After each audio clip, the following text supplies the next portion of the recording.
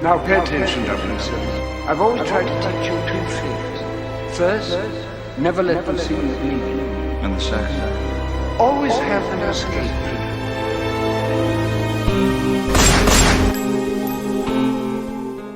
Good morning, good afternoon, good evening, whatever it may be. I'm Christopher Morales, that Bond guy, and welcome to another installment of Initial Bond, a series where we do a deep dive into different topics, various topics, and individuals in the Bond community, kind of a how-to on things that they kind of got into themselves, a little side quest or a new skill set or a brand new hobby, all because they were inspired by 007 himself. And today is all about adventure. And when we talk about adventure, there's only one way to live. And Ian Fleming, I'll let you guys look up the exact quote, talked exactly about that. When we talk about adventure, there's only one individual in the Bond community that comes into mind. So with no further ado, I'd love to introduce to everyone Sir Alex Lamas of Always Saying Yes to Adventure on YouTube.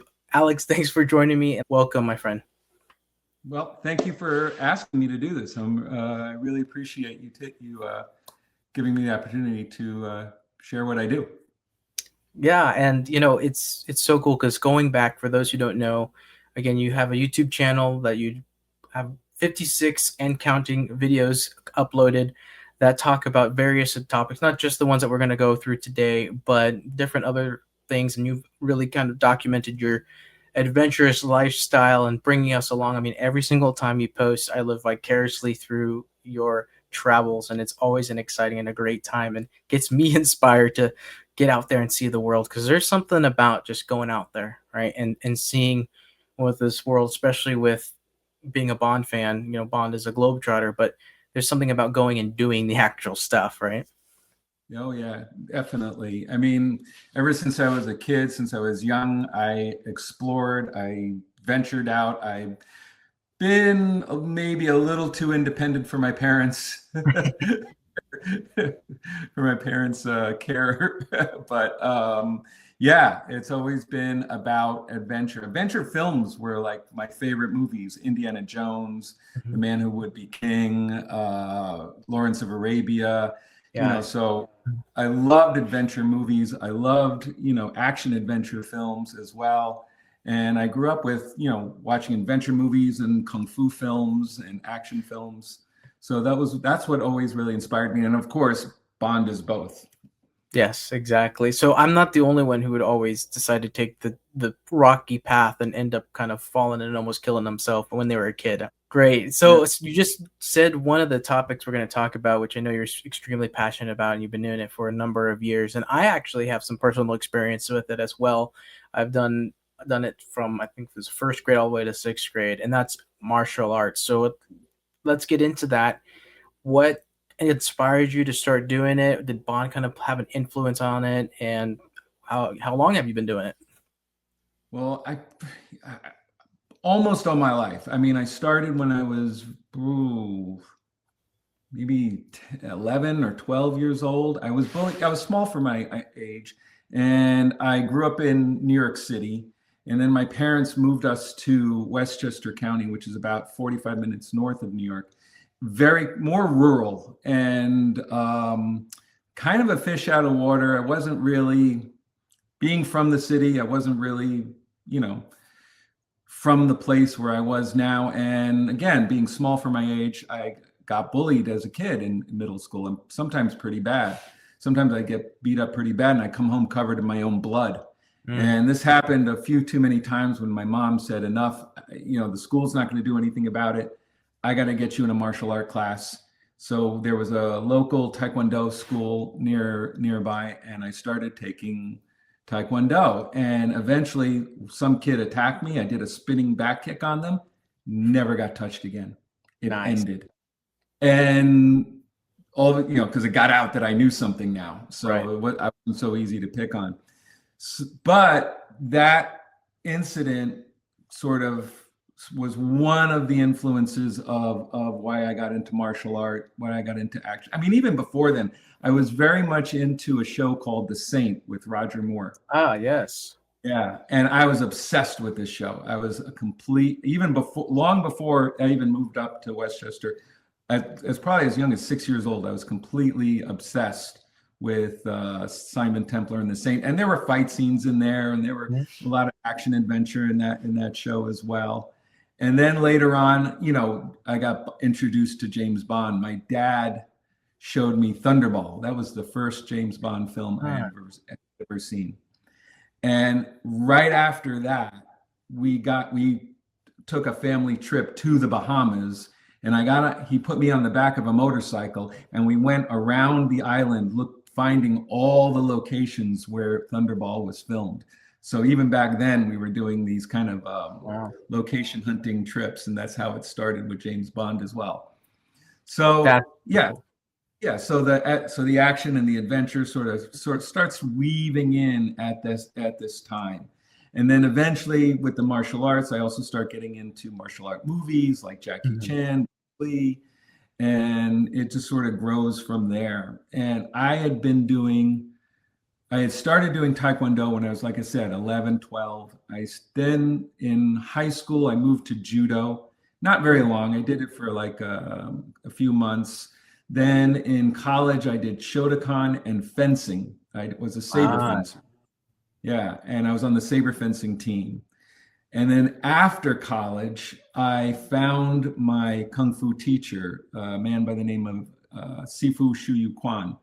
And when you find the right person, when you find the right teacher, it's it's almost like a marriage or something, or it's like finding your lost parent, more like that. And I was there every single day for 20 years. Wow. I was by his side for 20 years. And after 10 years, I started student teaching.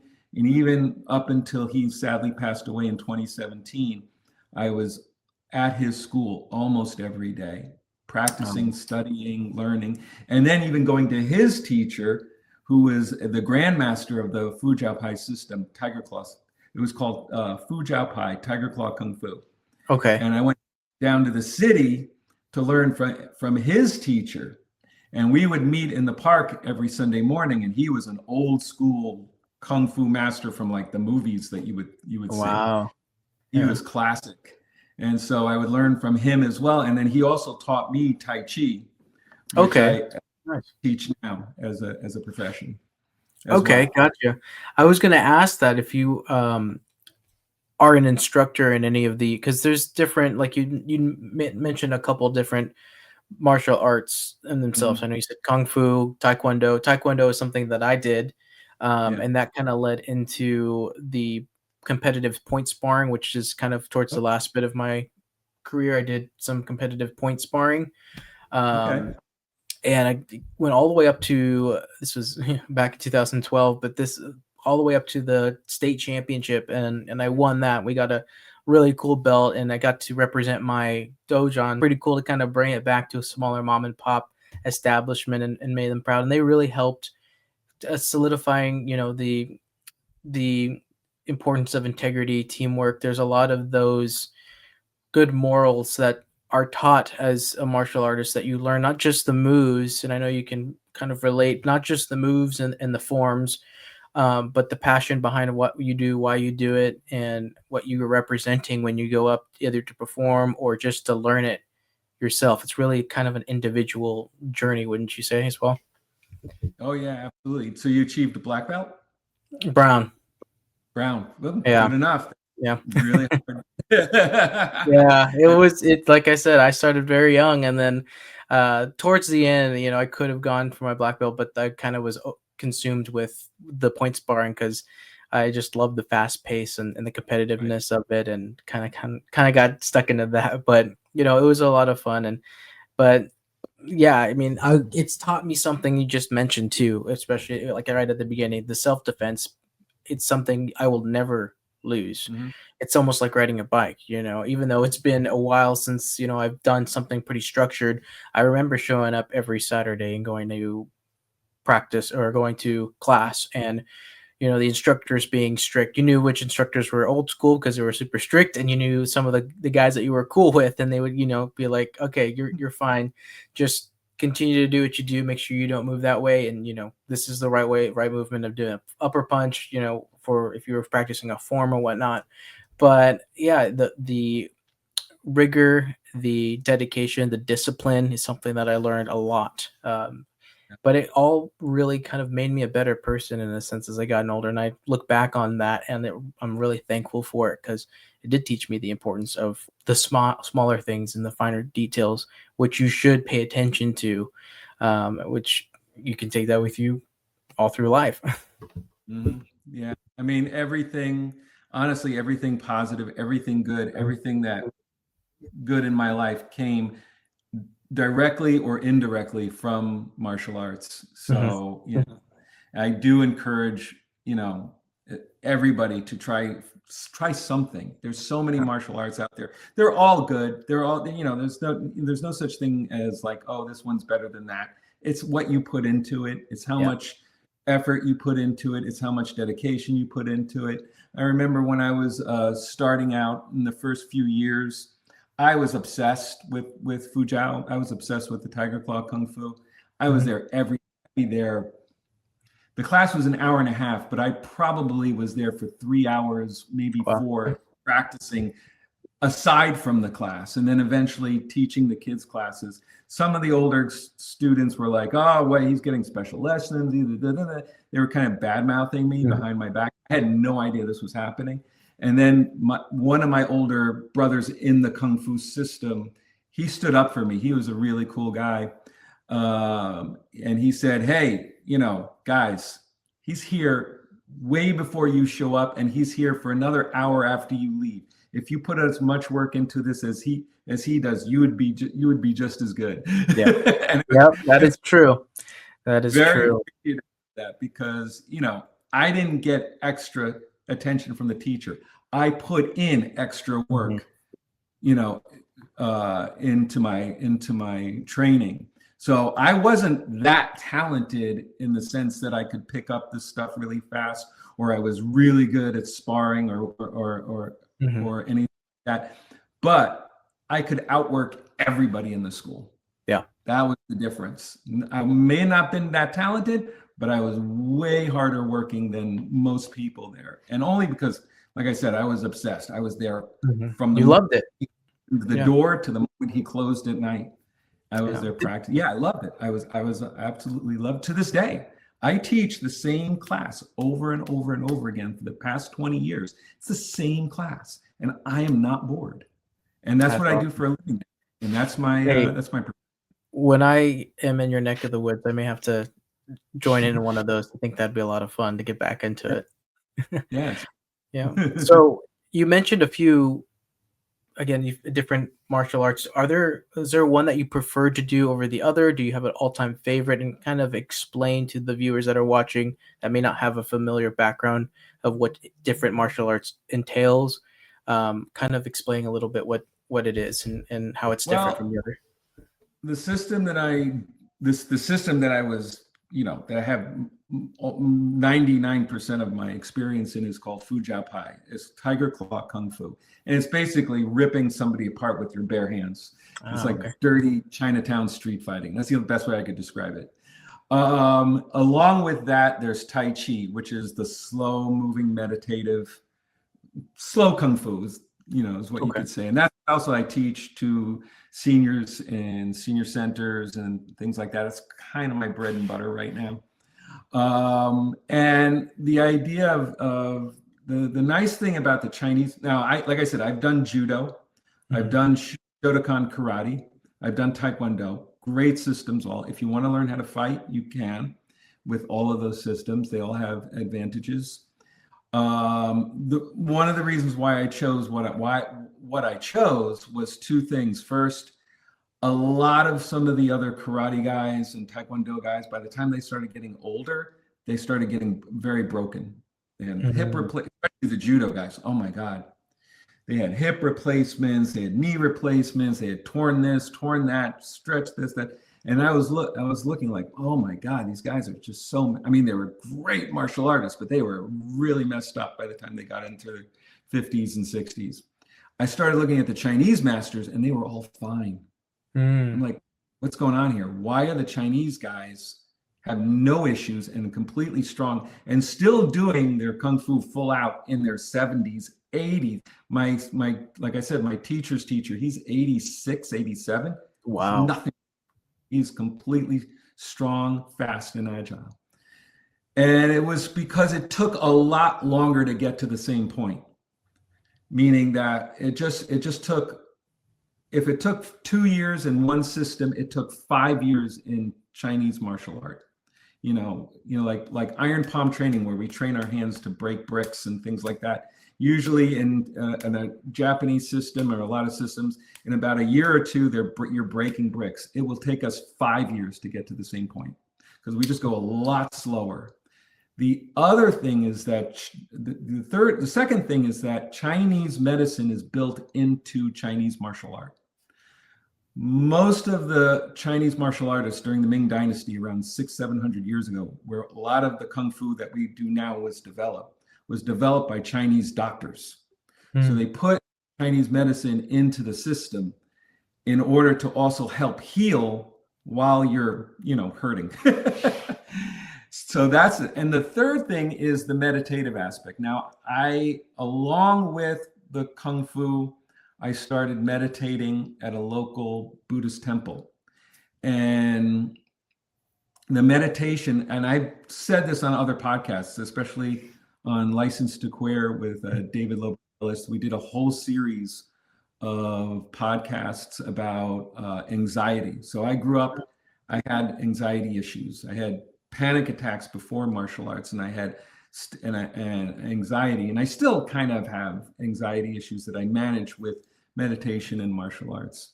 So it was very helpful in that sense. About a year or two into my Kung Fu practice, my panic attacks completely disappeared.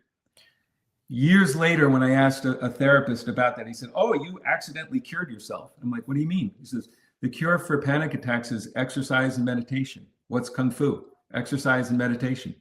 You literally cured yourself, not realizing that you were having panic attacks. You cured yourself of panic attacks.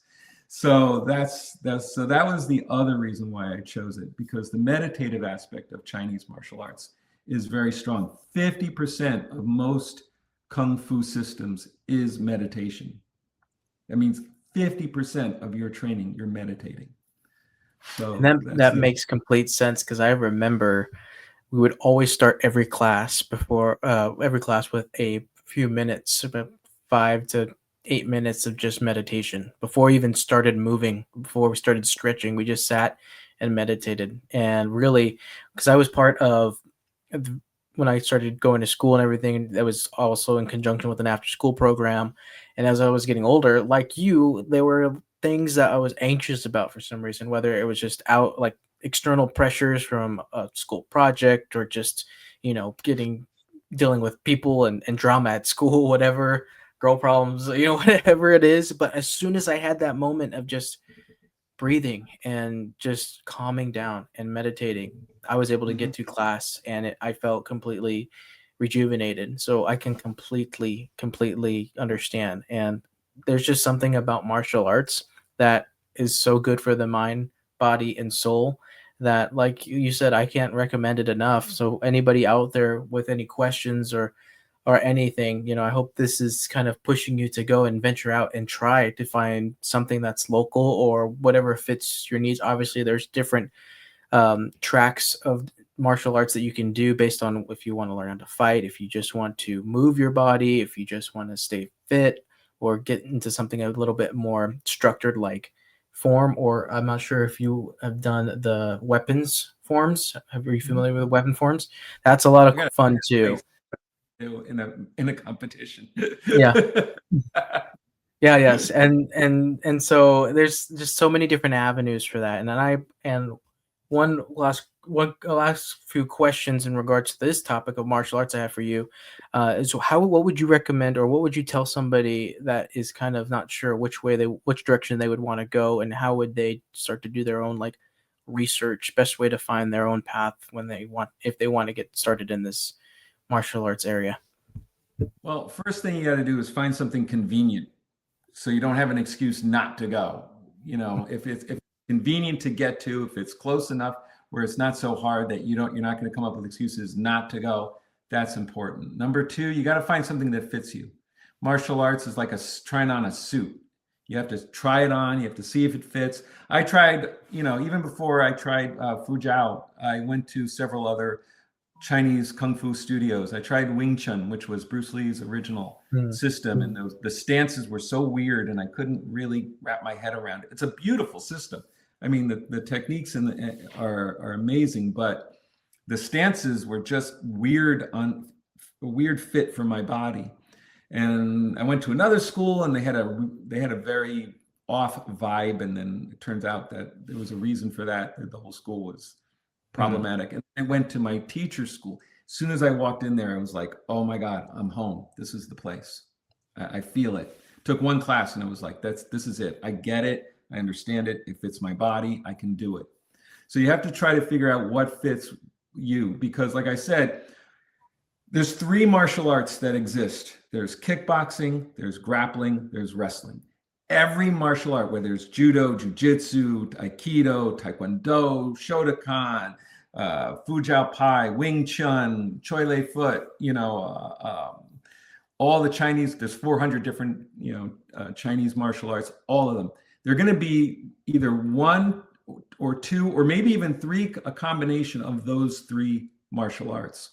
So whatever you're going to find, whatever you're going to learn, you're going to learn pretty much the same thing. You're going to learn kicking, you're going to learn punching, you're going to learn grappling, or you're going to learn wrestling.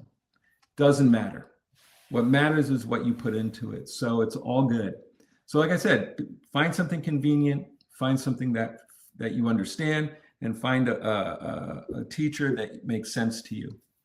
I love that. That's perfect. Thank you for that. Now, I mean, for those, again, on the fence on it, there you go. You got some great insight there for the world of martial arts, which, man, it makes me really want to get back into myself. I miss it a lot. Now, I want to get into the topic of scuba, because I know that's something that you have done recently. I mean, just following along your journey too on your YouTube channel, seeing the beautiful imagery and the videos that you took when you went on that adventure, and sharing those memories with the significant other, and just all of that is so exciting to see. Kind of walk me through how you got into that, and I know you mentioned Thunderbolts. Did that come into play with that? Absolutely. So probably the key inspiration for me was Thunderball. Like I said, when I was really little, that was the first James Bond film that my father showed me. So it made a huge impression on me. My parents were both certified scuba divers. My mom was a certified scuba. My dad was certified in scuba diving.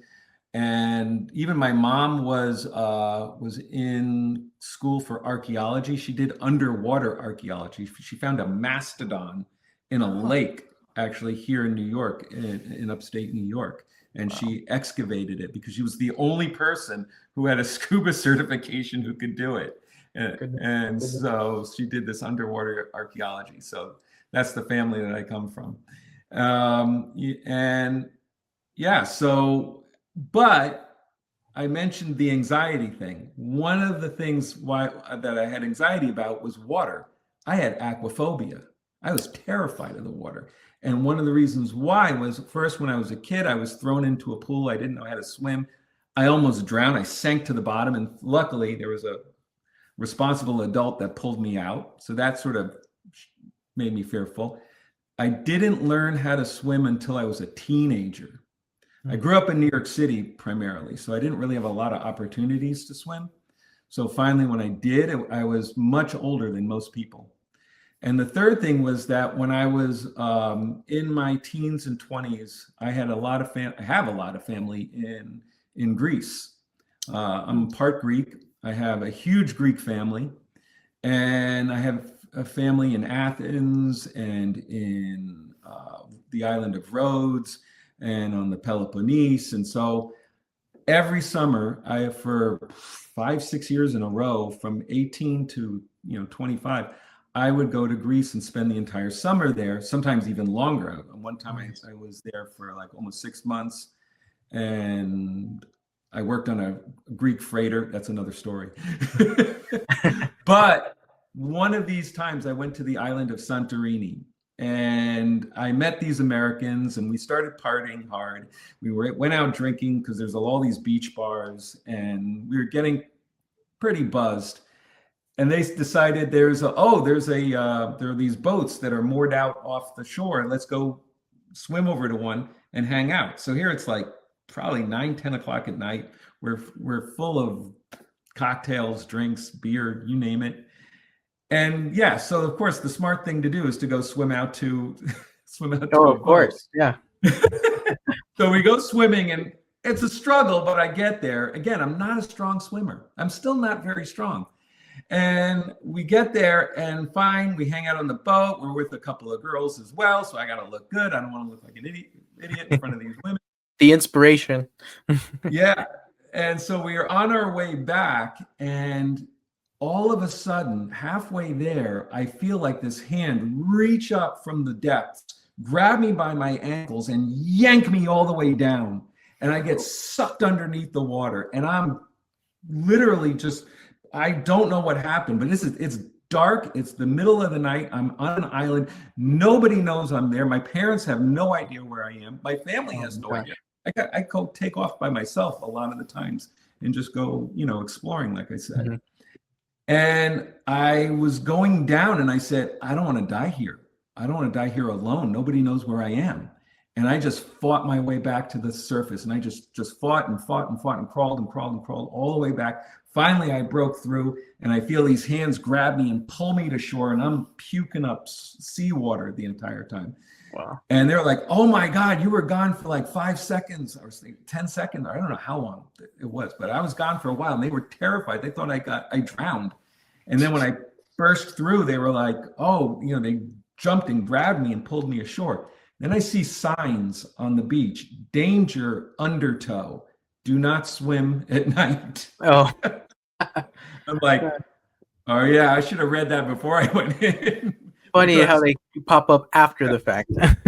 Santorini, one part of the beach is because the center of Santorini was an exploded volcano that collapsed. Mm-hmm. So the island of Santorini is kind of a ring with a extinct volcano in the center. So the inner part of the island are cliff sides, because the entire island literally imploded, collapsed. So you have these cliffs, and so the beach on the inside also has sort of the same topography where it goes and then it drops. And if the tide goes out, it's going to go and suck you down. And that's what happened to me. And that was the second time I almost died. There was another one. Oh my gosh! In the future, but we won't talk about that either. Not yet. That's part 2, guys. But as a result, I had this terrifying fear of the water. So finally, but I always wanted to go. I started snorkeling with my wife, and we would go to different vacations in Mexico or in the Caribbean or in the Mediterranean. And we would do snorkeling trips, and I was getting used to it that way. I was like, okay, I can snorkel. And then one day, we were going to Cuba, and the guide said, oh, do you scuba dive? And I said, no. And I was, oh, I'm learning how to scuba dive. There's a great scuba dive teacher. We should do it. And I'm like, you know what? This is it. This is the time. I gotta get over this. I gotta face this fear head on. Mm-hmm. And luckily, there was a scuba shop in my town where I lived, in Yonkers at the time. Okay. And I went to the scuba shop, and I signed up for lessons, and I said, I'm going to get certified. I don't care. I'm going to do whatever I can. And I did. And I went through their online course. I aced it, no problem. I went through their swimming pool course, because you have to do 2 days of the swimming pool. And I failed the swimming test. I'm not strong enough swimmer. But then he said, well, if you do it with a snorkel, you can do it with a snorkel, but you have to do 4 times the distance. And I said, all right, I'll give it a shot. I could have done 7 times the distance. With the snorkel, I had no problem. I was going back and forth like there was no tomorrow. And he said, okay, I'm going to pass you. Then I do my open water, and I wanted to do the open water. My mom and sister lived in Cocoa Beach, Florida, and they had a scuba shop down there where they also certified. Same system, PADI system, PADI. So I said, you know what? Let me do my open water down there. It's going to be a little more interesting. And I did. I went down there, and I signed up for the open water certification, and they had they were going to go off the coast off of Miami, actually. So I had to drive down to Miami to go do it. But they said, oh, the night before there was a storm and there are 7-foot waves. And if they're 7 feet, we can't go, we're canceling. But if they're 5 feet, we can get away with it. So, but show up anyway, and we'll see. We'll test, what the weather's going to be like. So I go down there with all my gear and everything, and they said, okay, it's good. The waves are only 5 feet, not 7 feet, so we're all good to go. And I said, okay. Problem is, I get a little seasick on those when it gets that bad. So we go out, and I am dying. I am so sick. The waves were not 5 feet. They were like 10 feet. And we're going up and down and up and down. And I'm like, please get me into the water. Please get me. And finally, I really wanted to throw up. I was so sick. Finally, we get into the water, and I'm like, and I go down, and everything's calm and peaceful. Because the thing about scuba diving is it's actually extremely calm and peaceful. You think it's like this adrenaline rush kind of thing, and it's not. It's very calm and peaceful down there. And when you're going down and swimming, maybe 50, 60 feet down, it's it's being on another planet, and you're weightless, and you're just floating through all these different worlds, and you're seeing all these different fish and coral and things you would never see before. And it was just like, oh God, I don't want to come up. I mean, so I go through all the tests, and you have to take your mask off, you got to put it on, you got to blow out the air, you got to take your thing off, you got to switch regulators. I go through it, everything's fine, everything works out well. I get back onto the boat, and the boat's back to reality. And then I'm like, this time I do actually puke. I just can't take it. We get back to the shore, and I'm dying. The first thing I do is I go to the drugstore, and I buy Dramamine for the next day. So I said, I should have had the Dramamine for that day. I didn't think about that. So we go, I go back the next day, and they were like, oh, you're here. And I'm like, why wouldn't I be? Because we all had bets you would quit. You were so sick. We had no idea you would show up. And I'm like, you don't know me. If I set my mind to do something, you got to kill me before I'll stop. So I do it. I take the Dramamine. I go through the whole thing. The first dive is we do all the skills. The second dive is for pleasure. It was great. There was a wreck down there. We explored the wreck, and I got my certification. So that was it. And I was good. And so now every time we take a vacation, I look to see where, if there's diving, nearby, and we can do it. And I was able to dive in Aruba. I was able to dive at Goldeneye in Jamaica twice. Right. Yeah, so I saw what Ian Fleming saw snorkeling, but I was down there looking wow. up. He would have been up there looking down. I was down looking up. That's awesome. Yeah, so I was able to snorkel right off the coast of Goldeneye several times. That is a great diving experience. So anybody, if you go to Goldeneye, get a diving certification. Do it. It's amazing. I was just about to say, before I go to Goldeneye, that's kind of a personal goal that I have and I'm so glad we're talking about this, because it's definitely been something on my list of to do to get my diving certificate. Because like you said, it's like a whole other world that some of us may not even get a chance to see in our lifetimes, to explore and to just appreciate. And it teaches you a lot of good skills too, to get you in and out of trouble if you're in and out of water. I love swimming. I would consider myself to be a pretty strong swimmer, but I want to be able to have that in my back pocket to go and explore places like Goldeneye, or go when I go to the Bahamas and see that as well. So very, very great story, and very, very inspiring. Thank you for sharing that. Now, from zero to hero, real quickly for our viewers, how long does a typical certification process take? There's the online course that you have to take. It's a written course. That took me about, I spent a couple hours, about an hour or two a day. That took about a week, and that was fine. Then you do a 2-day course about 4 hours each time, usually a Saturday and a Sunday, in a swimming pool, and you go through all the skills. Then you do another 2-day course in the open water, in the ocean. And that's about the same amount of time. You do two tank dives. So, and each tank is about 45 minutes each. And you do 2 dives. And you go through usually what happens is the first day, you go through a set of skills. Then the second one, you do through skills. The third one, on the next day, you do skills. And then the last dive is for pure pleasure. You just go, and hopefully there's something interesting to see. So it's actually doesn't take that long. It's not that hard. And if you're a strong swimmer, it's not that easy. It'd be pretty easy for you. Sweet. So, yeah, I know there's a couple places in my neck of the woods that do it. But the thing about living here on the West Coast is that the water is not nearly as nice as it is over there on the East Coast. It's it's cold. I went into, so my brother and my father live in Los Angeles. Mm-hmm. And years ago, I visited them, and we went to the beach, and they didn't say anything to me. I didn't know. They said, "Oh, let's go in the water." And I'm like, "Okay, cool." I went into the water. I was like, "Oh my God, this is freezing. Yeah.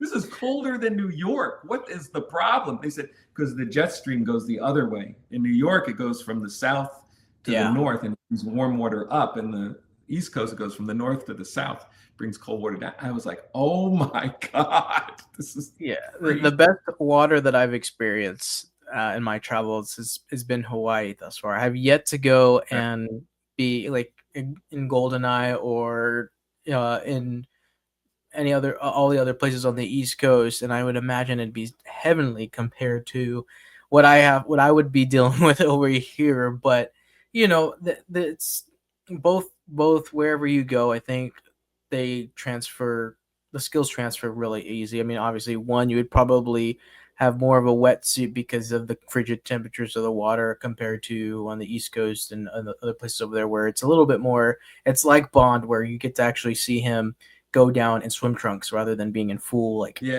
well, Caribbean like that. You don't necessarily need a wetsuit in a lot of places in the Caribbean. I went diving in Taiwan. That was cool.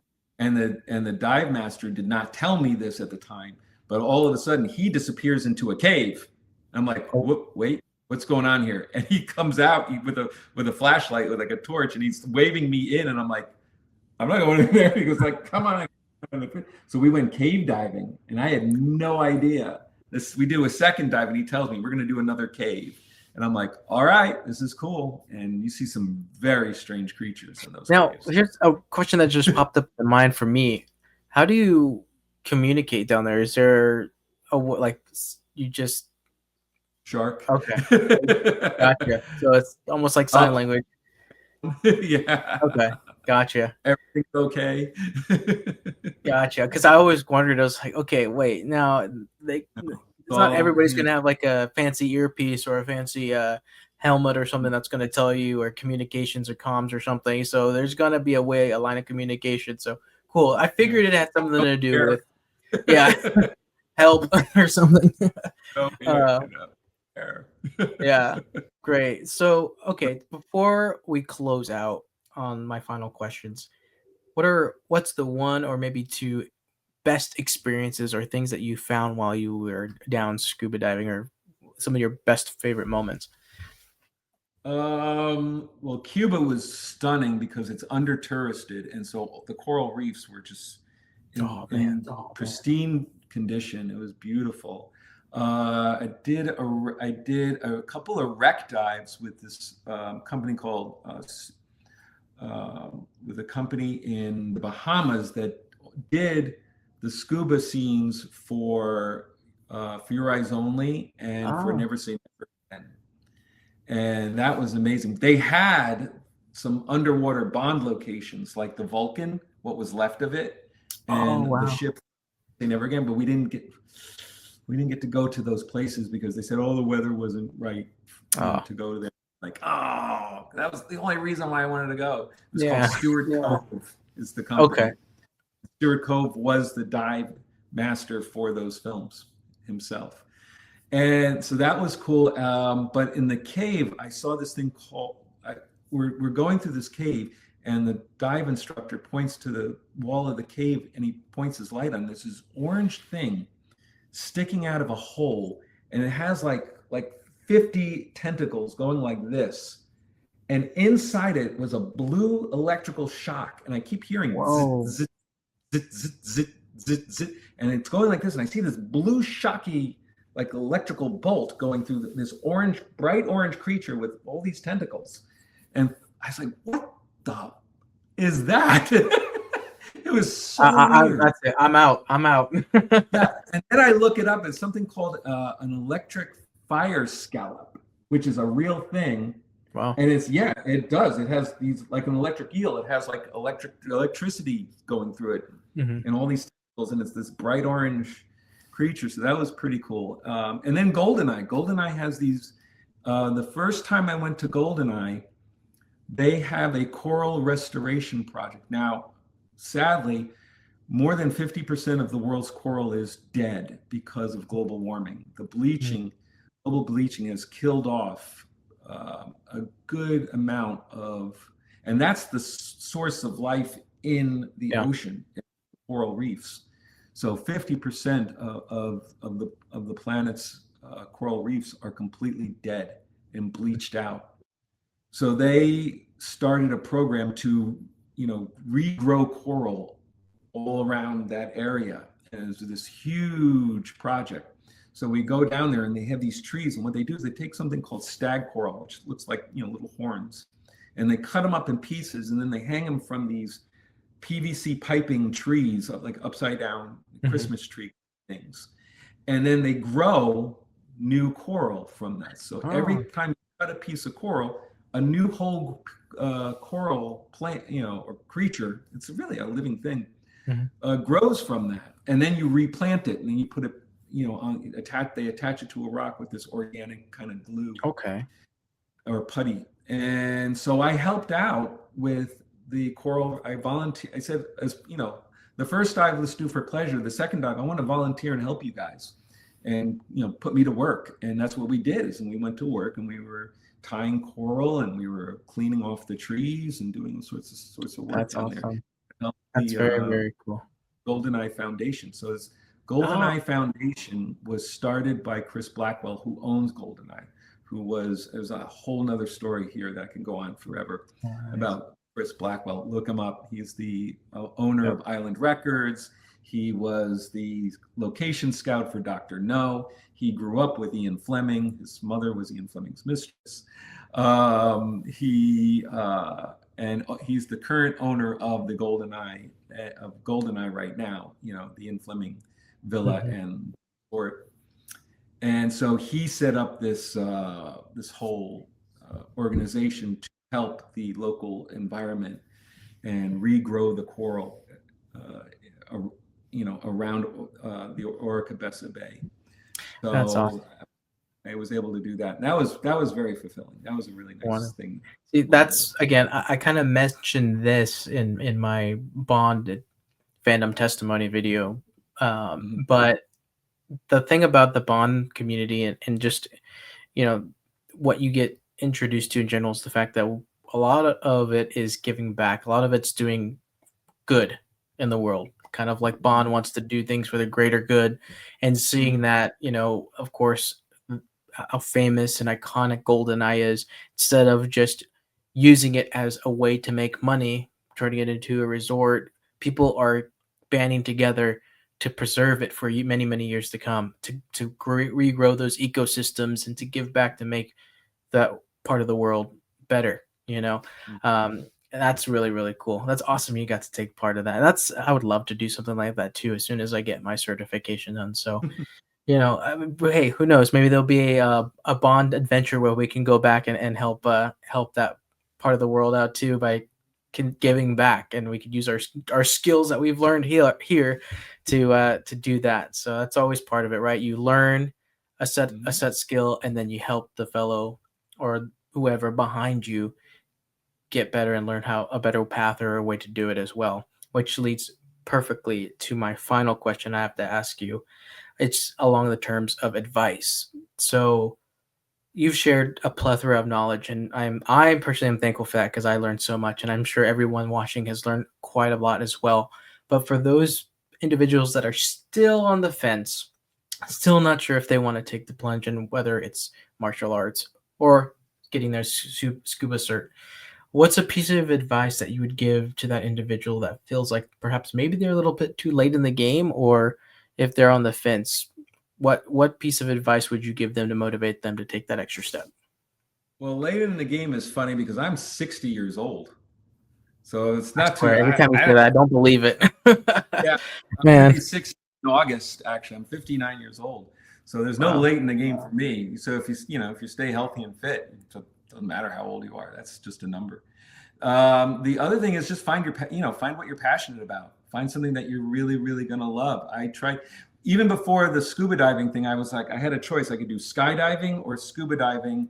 To do a skydiving solo or a scuba diving, it's about the same amount of time and the same amount of money to do. And like, what should I do? And I did skydiving. I tried it once, and it was intense. It was an incredible experience. Yeah. You can go to my channel and see the skydiving experience I did, or I could do scuba diving. And so I thought, you know what, the skydiving is incredible. However, it's going to be the same thing every time I do it. The scuba diving is going to be a different experience all over the world, and I can do it all over the world, and every single place is going to be different. And that's exactly what ended up happening. I've had so many different experiences doing scuba diving. So I said, let me do the scuba diving, and because I want the variety of different experiences in that way. So that was my choice. Now somebody else might choose the skydiving. They might just say, this is so thrilling, this is so fun, this is what I want to devote to, and that's great. So you have to find out what really speaks to you. Also, I had the family connection where between Thunderball and my parents being scuba divers and all that. So that was there too. So that's what led to that. So again, it's just find out what you're going to want to do and look forward to doing all the time. And if fear is something that's stopping you, just understand that's just a feeling. Just, one of the things with the skydiving is that, yes, it was scary the night before, but every time I took a step closer to that door, I got less scared. So like when I showed up, I had to fill out all these forms saying, skydiving is dangerous, you could die. Skydiving is dangerous, you could die. Sign your life away, sign your life away. It was about that thick. And so, but when I got into the instruction part, I saw these guys are real professionals. They've had thousands of jumps and they're still here. And the more they taught me, the more I was prepared to face what I was going to face, the less scared I was. And the same thing with the scuba diving. The more that I got prepared, the less scared I was to go scuba diving. The more the less there is to be afraid of. So, do something that you're going to, take lessons in, that you have to be prepared for, that you have to, put some effort and practice and study. And then that fear will slowly disappear. By the time I got to the door of the airplane, all the fear was gone. I was like, let's do this. Let's go. I want to jump, and it was great. So, like I said, you just have to put in the time, put in the effort. It's not going to come easy. And usually I found the things that don't come easy are the best things to do. They're the most satisfying. They're the most rewarding. Love that. Absolutely golden way to end the conversation. Thank you, my friend. I try to take a couple things from each conversation that I have with these individuals on Initial Bond. And what I've gotten from you is find your passion, go for that, and then it's the amount of effort you put into it is what you're going to get out of it, kind of harkening back to that martial arts piece. So Alex, thank you so much for hanging out with me for a little bit and talking about some very wonderful and very Bondian type of adventurous activities. And I hope those that you are watching out there got motivated to jump in and do either martial arts or scuba diving or whatever you're passionate about, because it's about taking that first step. And Alex showed us exactly how to. So, Alex, again, thank you for your time, my friend. Total pleasure. This was a total pleasure, Chris. Thank you so much. Thank you. I'm sure I'll be seeing you at one adventure or many adventures at some point. Everybody, again, thank you for joining today's episode of Initial Bond. This has been all about martial arts and scuba, featuring Alex Lamas, the YouTuber under Always Say Yes to Adventure. And I'll go ahead and link everything below in the description so you can give him a follow, both on Instagram as well as YouTube. Support his channel. That being said, I'm Christopher Morales, that one Bond guy. I'll see you soon.